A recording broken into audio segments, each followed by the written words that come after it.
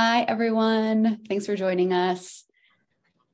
And thanks for the opportunity to speak on this panel. We're really excited to be here and to bring the topic of women in cybersecurity to the forefront of this fantastic event. My name is Bronwyn Hudson. I'm the social media manager at Uptycs, which is a cybersecurity company. And I'm also the host of Cybersecurity Stand Up, which is our weekly LinkedIn Live and podcast. And today I'm joined by two of my amazing coworkers, Crystal Poenisch and Laura Kenner. And today we're going to be talking about the past, present, and future of women in cybersecurity. We want you to walk away from this panel with a couple of different things.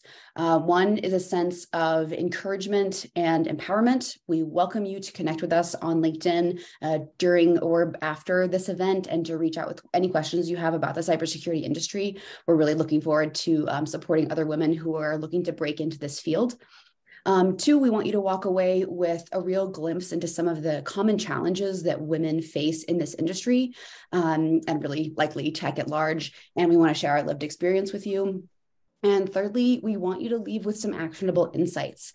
So if you're someone who's looking to show up for women in the cybersecurity industry, but you don't know where to start, this panel is also absolutely for you. So we're going to start by kind of rewinding the clock a little bit and talking about origin stories. And by way of introductions. So Laura, one of the first things I had actually heard about you when I joined Uptycs was your prowess as a technical writer, but I later learned that that's just a fragment of your story. Can you tell us about what you do now and also how you got to where you are? Sure. I'm a career changer. I'm new to this field. I'm new to tech, cybersecurity, all of it. I was formerly medical secretary, did medical transcription, that sort of work. I've also worked in restaurants, the whole deal. Basically, I had a little bit of a midlife awakening and realized that I just wasn't going anywhere. I wasn't happy. I felt very stuck in those kind of roles and didn't really see any way to work my way up. So I went back to school and got a degree in cybersecurity. And it's the best decision I've ever made. I was attracted to tech and IT and cybersecurity specifically because I feel like this is the future. Like I wanted to be part of the future. I was tired of being stuck and it's forever evolving. I'm always learning something. I'm never stagnant. And that's what I really love about it.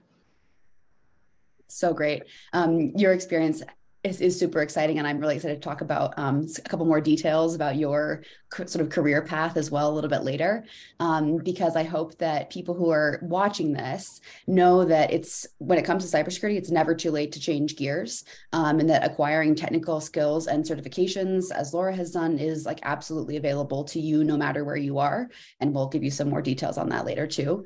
But Crystal, I think you had a very different path into this field. Can you give us the rundown on that? Yeah, mine was really non-linear, and I feel very lucky that I landed here.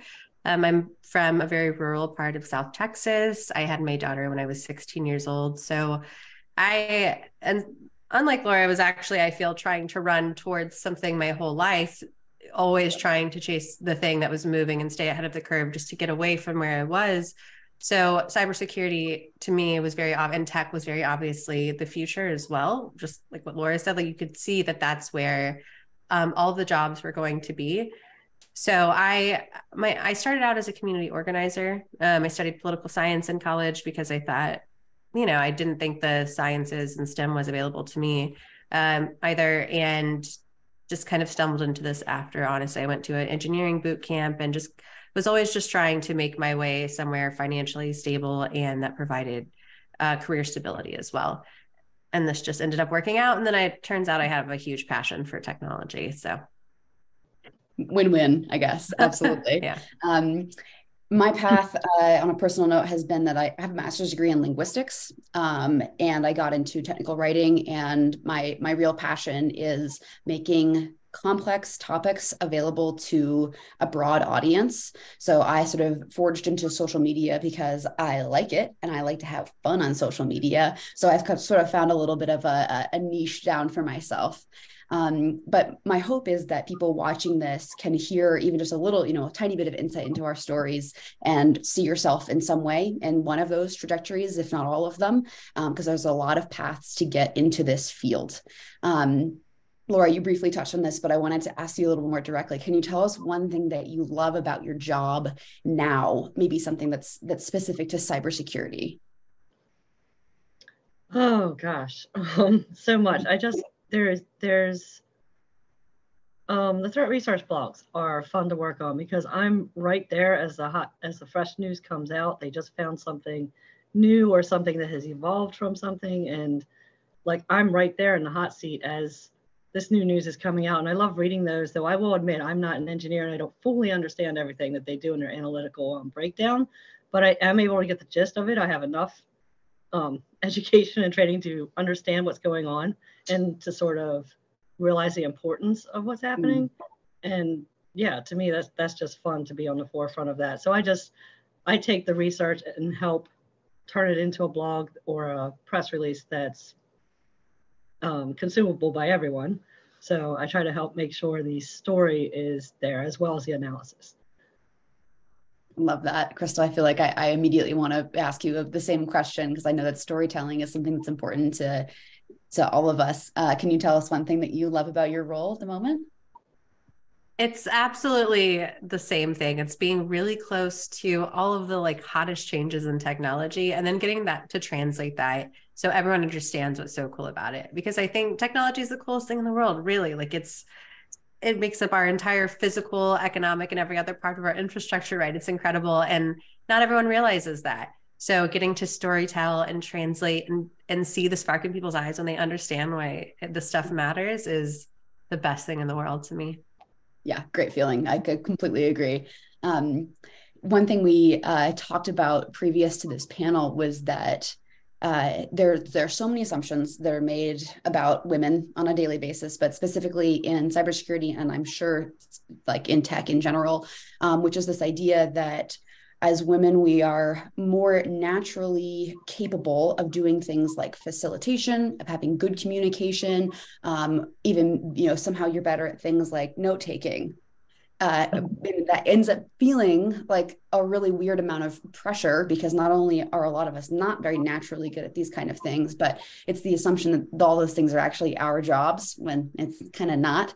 And what I wanted to point that out because cybersecurity is, like many other fields in tech, a very male-dominated role. It's not an uncommon experience to be one of the only women in the room, if not the only woman. Just some stats for a little bit of context that I want to provide. Women currently hold about a quarter, 25% of cybersecurity jobs globally, and about a third, 34% is the actual number of senior leadership roles within the industry. And these stats are even more skewed when it comes to any kind of racial demographic divide. But I want to transition into talking about like what's happening right now in cybersecurity, the actual sort of present moment, because stats can only reveal so much. You can find so many more, talking points when it comes to stats online, but we want to talk about the sort of like lived experience. And the main takeaway that I want to emphasize here is that we need you. We need you in this industry, like really desperately. And I want to be able to provide some sort of like points about how to develop a plan for allyship. Because we really do need a more diverse cybersecurity front. And there's a huge variety of jobs that are actually available in this industry. But Crystal, I wanted to ask you if you can speak to why diversity is really, really important in cybersecurity, not only sort of for an ethical impetus here, but for security, for a business front. Yeah, if you could talk to that. Yeah, absolutely. One of the things I'm most passionate about is that diversity, equity, and inclusion is not even remotely about tokenism, or it's not a brand thing. It's not a marketing effort. It's a security imperative as well as a business imperative. And I truly, deeply believe that organizations who are slower to catch on to that are going to be at a severe competitive disadvantage, because the number one issue facing cybersecurity right now is a shortage of talent, right? So we have so many roles to fill, and we don't have people who have the skill set, or at least we're not letting the people who may have the skill set enter the field right now. And we certainly don't know how to train them up to be inclusive, to make them feel comfortable, to recognize their talent. So there's some issues in hiring and staffing right now, but there's a wave of the next generation coming, and it's truly deeply diverse. It's young, it's non-traditional, it's non-linear, and it's going to take over. These roles are here for you.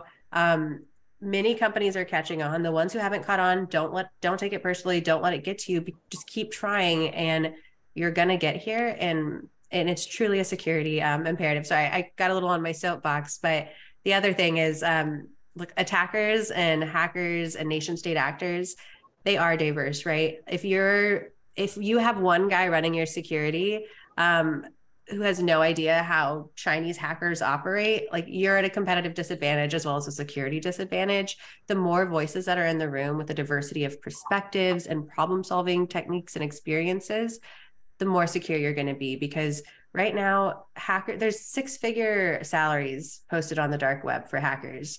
If you're not making space for inclusive, diverse talent pool, you're probably going to lose them to the hackers who are willing to do it, or the organizations who are. So a little long-winded, but that is my strong belief in the future. Yeah, I'm right there with you. And I want to also emphasize that there are many ways to get involved in this industry. Not only are there a lot of different career paths, as to, to your point, Crystal, of like the nonlinear way of arriving, but you also don't have to stop, because this is an ever evolving and ever expanding field.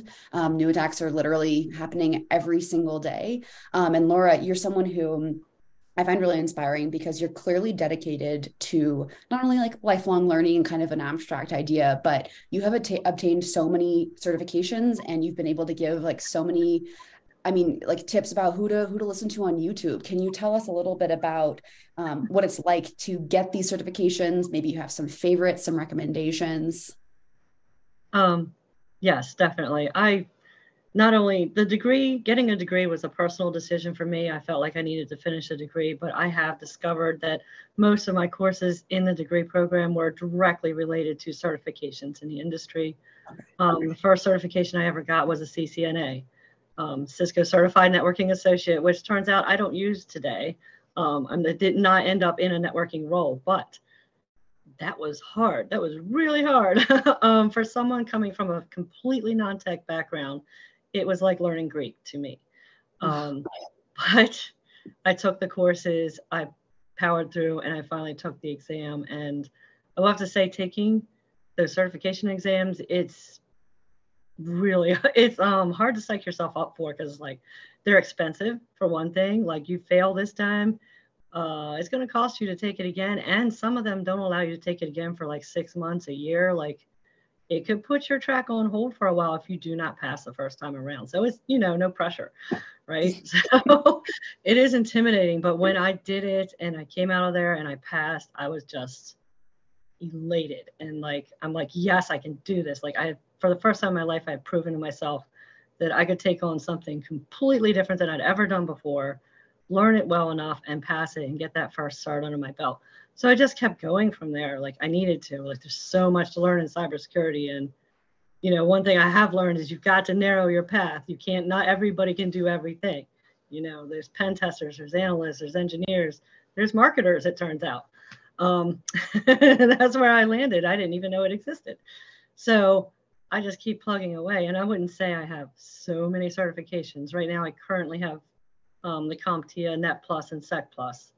And I plan to continue those. I'm working on a CCSK, Cloud Security Alliance certification, and we'll see where I go from there. But there are a lot of free and cheap resources online. I love Professor Messer on YouTube, Messor, Professor Messer. He's fantastic for the CompTIA, Net Plus, A Plus, and Sec Plus, which are a great starting place for somebody who's never been in IT or technology at all. You have to learn the language. You have to understand how computers work. You have to understand how they communicate. Or you can't understand cybersecurity. It's sort of the stepping stone you need. So that's a free resource. And if you can sit there and watch some Professor Messer YouTube videos every night, you'll start getting it in your brain. You'll get there if you want it. That's just one example, but there's so many resources, so many. Yeah, I happen to know that you may or may not have written a blog on this topic. Can you tell people what's in that, where to find it? I did. I was happy to recently have a chance to share my knowledge of these free and cheap certification training programs, as well as just general cybersecurity knowledge. And I wrote a blog for Uptycs. You can go to uptycs.com, go to our blog.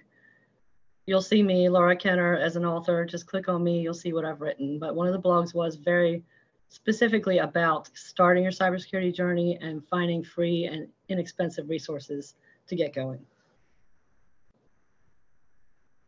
I have found that blog incredibly useful. I just have to plug it again, and I'll plug it any chance I get, because it's seriously, I think what about it is really great too, is that it's really helpful to have essentially a personal recommendation, like someone who has checked out a lot of these resources. Because the reality is there's a ton of free information and expensive courses and boot camps available. But to know like that it's coming from someone who's really done it and has personal recommendations is really useful. So I really do highly recommend that material if you're looking to get a foot in the door.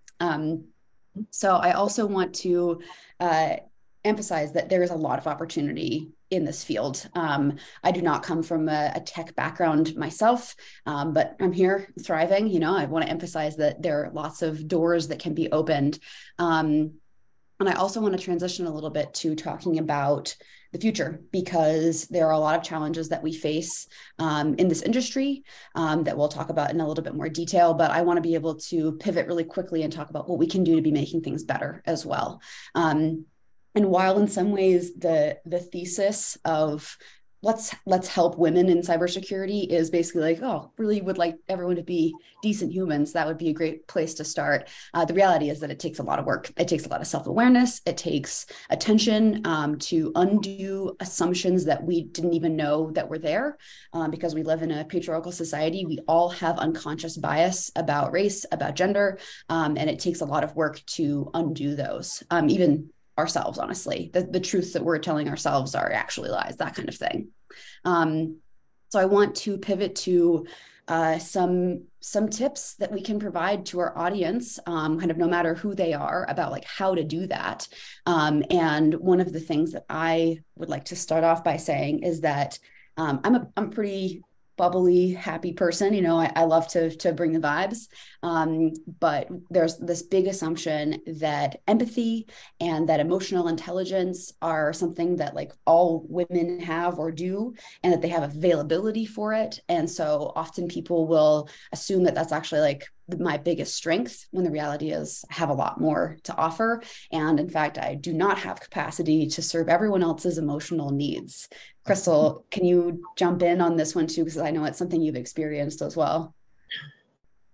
Yeah, I mean, I've experienced it in a lot of ways. I think back to whenever I was initially trying to break into a more technical role, and the leader above me was saying, well, you're so good at people. You should just do what you're good at, right? Which is people. And I thought, well, yeah, I guess I'm good at people. I've never really thought that was my number one strength. I actually think it's my technical capacity, and my ability to learn has always been what's gotten me through life. So I never really considered that for myself. But in the space we're in, where maybe there's a ton of technical capacity and less people capacity, you kind of get pigeonholed into that. And then on top of that, yeah, you do tend to be, and I don't mind necessarily, but you do tend to be maybe a therapist at times for everyone around you. And sometimes that's okay. It's people I have built trust with and I care deeply about, and that works out. But sometimes other times it's maybe people who just assume I'm willing to take on certain levels of care or emotional labor in the workplace that I'm not really able to, because I do have to reserve my energy for my family. So yeah, that's how I've experienced. Yeah, I think, Laura, I'd love to hear if you've experienced this as well, and how so. I have been lucky in the tech field, in that my first job in tech, in cybersecurity, was with Upticks, and I found it to be a very positive experience in a supportive environment. Awesome. So I feel fortunate that I've landed in the right place. I'm not saying it's perfect or anything, but in general, it's been a very positive experience. I do think, yes, we all have blinders on. We've all grown up in society in our own corners of it, right? We have different blinders, but it is hard to look outside of that and try to see the bigger picture and try to see what's really happening. Like, oh gosh, what am I trying to say? I just lost it. We got to take off our blinders. Yeah, you're right. You look around the room and there's only one woman in your workplace, in your space.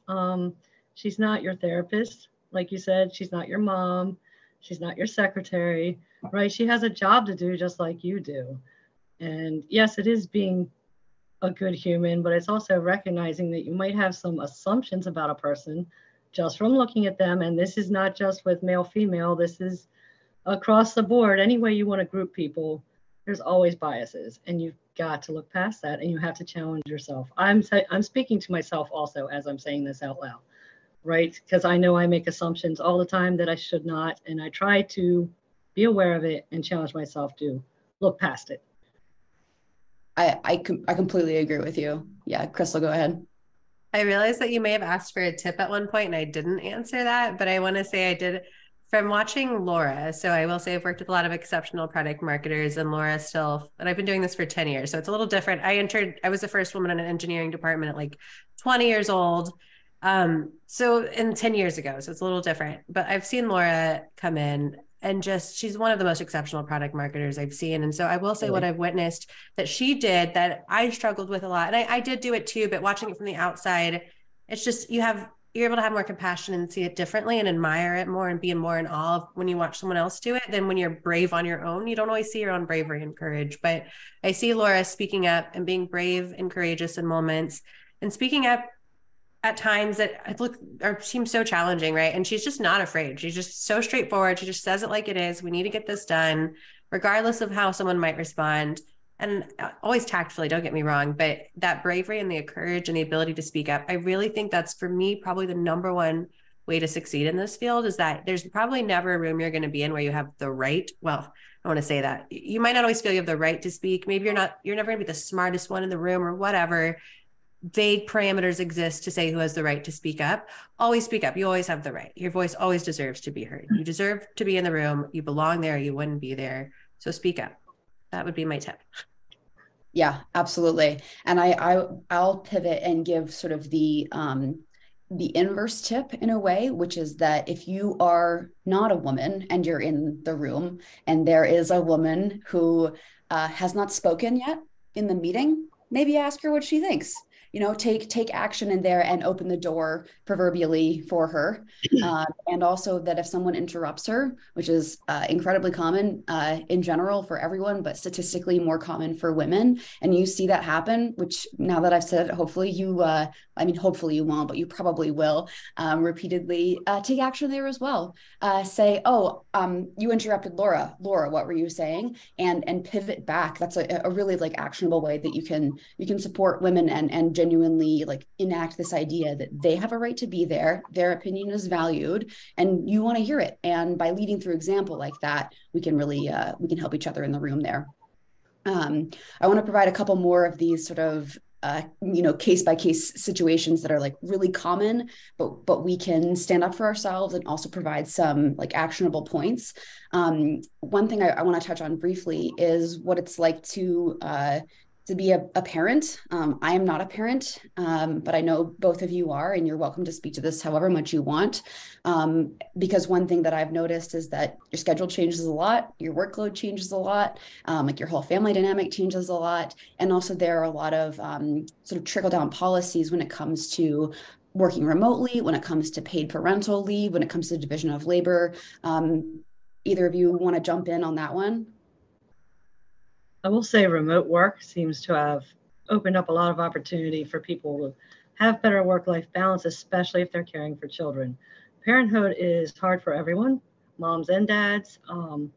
It's not easy raising a little human in this world, and it's a lot of emotional, mental, physical energy completely outside of work, right? And we're still trying to give 100% at work. So parents are giving 200% a day, no matter what, right? But remote work has made it easier for those of us who can work in those kind of roles. Obviously, not every job can you do remotely, but if you can, my child could stay home for the day if he's sick, and I can still function and still get most of my work done, right? And I don't have to take a day off of work. I don't have to burn PTO or whatever. It gives a little more flexibility. I can work around his schedule, his needs, doctor's appointments, and so on. It just makes life easier for parents. It really does. Yeah, definitely. Crystal, what have you found? Yeah, I totally want to echo what Laura said. I actually found a remote job prior to COVID because as a single parent, that was the only realistic way I could work for an awesome company, an awesome tech company. But also, aside from before I even knew where I was going to land, just knowing it wasn't even negotiable for me, because I was missing out on so much time with my daughter, driving to the office 9 to 5. Really, I'd be in traffic until 6 p.m. I'd have to pick them up from the after school care. And, by the end, you get home and you just want to sleep. You're so exhausted. So all the years I spent, maybe not as present or as close to my daughter as I would have liked. Whenever I got to work from home, I got to do that, right? Where now I say, like, I'm a stay-at-home working mom, and I love it because every day after school, my daughter's best friend comes over, right? Because her mom works and she needs somewhere to stay, and they can walk home and be here, and I'm there for them. And so I would say definitely remote work is huge for parents and moms. Also, if you're a manager, or if you're a coworker, like, understand that parents probably do need different schedules. I know moms who don't work 8 to 11 a.m., but work, 5 to 2 a.m., 5 p.m. to 2 a.m. So be flexible with scheduling as well. Yeah, that's something that you're right. Managers and employers in general can take action around.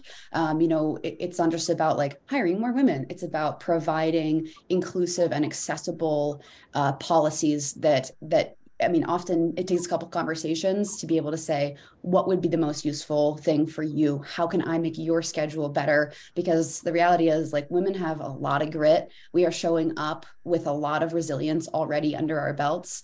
And we will tell you what will work for us because we know we don't have room for error in a lot of ways.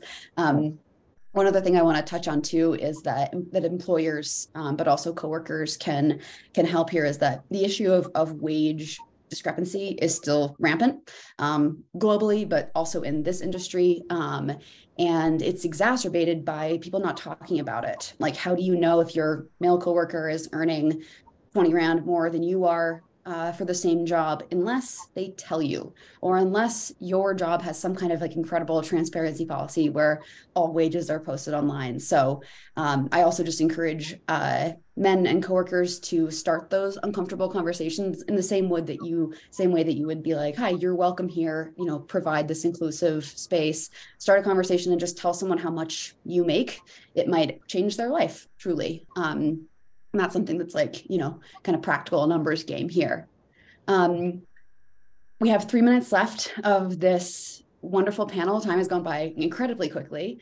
And I want to actually touch on something that Susie in the Q&A session here pointed out, which is just a comment about being your authentic self in the workplace, which is incredibly crucial.